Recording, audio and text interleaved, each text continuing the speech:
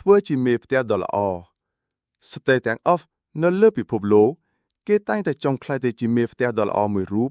សម្រាប់គុតគង់គ្រួសារឲ្យបានល្អដូចជាបុរសដែលជាមេគ្រួសារដែរនៅក្នុងគ្រួសារមួយបើមានមេផ្ទះដ៏ល្អមួយរូបនៅរស់នៅជាមួយនោះគ្រួសារនោះប្រកាសជាទទួលបាននៅសុភមង្គលជាពុំខានមេផ្ទះមកពីពាក្យថាមេពូផ្ទះមេមានន័យថាភាពធំភាពសំខាន់ភាពល្អជាងគេផ្ទះគឺជាកន្លែងដែលយើងសម្រាប់រស់នៅម្យ៉ាងវិញទៀត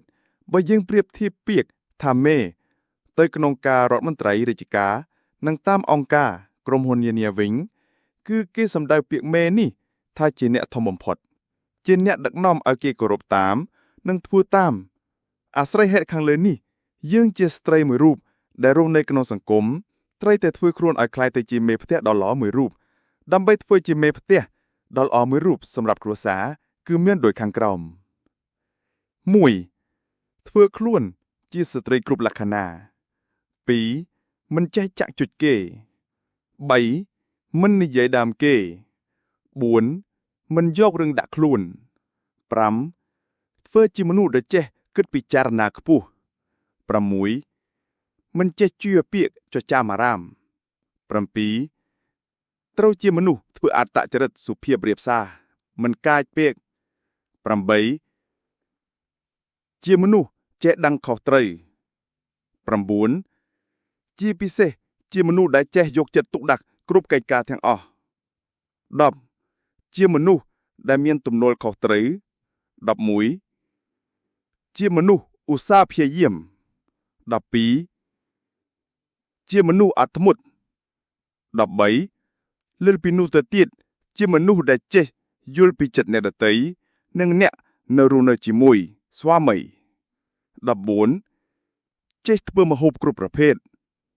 15. ចេះមើលថែទាំកូននិងអ្នកដែលរស់នៅជាមួយ 16. ចេះដឹងពីពេលវេលាកំណត់ពេលបានច្បាស់លាស់ 17. ចេះយកចិត្តស្វាមី 18. ចេះរៀបចំទុកដាក់ 19.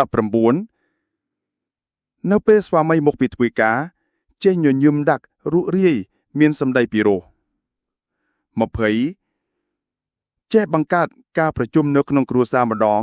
ឬពីរដងនៅក្នុងមួយសប្តាហ៍ 21. ចេះពិភាក្សា 22. មិនដែលបរាជ័យ 23.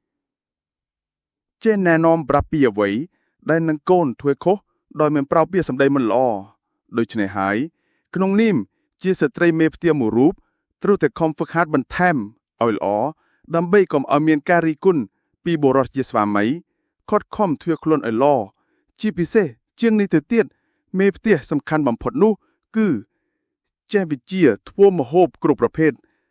បើកាលណាគ្រួសារមួយមានស្ត្រីដែលជាមេផ្ទះដ៏ល្អគ្រួសារនោះនឹងទទួលបានសុភមង្គលភាពរីកចម្រើនមិនមានការនឿយណាយសុខសប្បាយជារៀងនិរន្តរ៍